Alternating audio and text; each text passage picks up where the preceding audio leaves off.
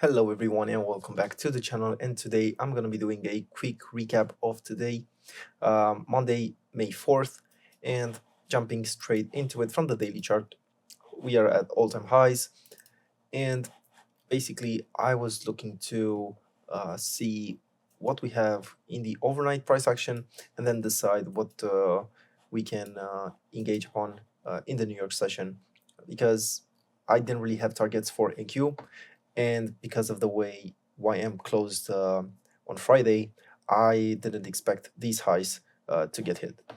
So I was, because of this closure, a nice C2 closure on YM, I was a little bit on the bearish side. And if we look at the 7-hour chart, we can see that overnight we have this PSP and SMT with NQ and YM. And going into the New York session, we had this SMT like this, as we talked about, and then at 6 o'clock we had some news about some ship getting hit by some missiles, and I wasn't really sure of this low, to put it like that, because we didn't really have a V shape out of this. We were just slowly grinding up. So I was expecting to see the most bearish asset, and that would be YM, take out this low. And as you can see, we have relatively equal lows with this Thursday 9:30 candle. So I went into YM, and on this 3-minute chart, and let me switch this to NQ. So on this 3-minute chart, I was waiting to see all of the assets, CISD, and I was looking just to take a quick 2-hour trade down to these equal lows here.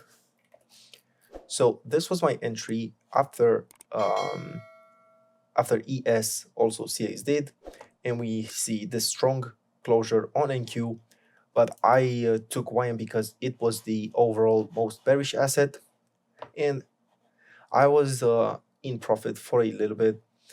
But I think I probably should have gotten break even when we took out this low, but I would be jamming my stop too early. But we don't really have any other relevant swing. We only have this Ferrari gap, and then we have this swing that I wanted to see get taken. So we chopped around for a little bit, and then we see that I got stopped out for a full 1-hour loss. Then I switched back to NQ, and because I got stopped out on YM, I wanted to see NQ take out this 5 o'clock high and maybe these highs here. So what I saw on the 1-minute chart was this gap right here, and we can see that we initially went below it and then went back above it. And after we went back above it, I took an entry here with my stop on the low, and I was targeting 3R, which was basically just below this high right here. So I was basing this off of a lot of PSPs created on the way up, but NQ was still overall the strongest asset, and I wanted to see NQ take this before we move down lower, and that is why I took NQ. So again, we basically went below this purple gap, and then we went back above it, and I put my stop below this low because we showed interest in holding this Ferrari gap. And as you can see, we went really close to my TP, and then when I saw that we were starting to display slower with large Ferrari gaps, I was thinking that it's time to seek some shorts again, even though we haven't taken this. And why did I take my trade on NQ as opposed to YM? It was because this low resistance liquidity was just too good to pass on NQ. we can see that we have just a lot of resting liquidity here. So what did I do? I've seen that we have closed below this fair value gap that I used before for my long. This is 11 o'clock, so we can see that we wicked.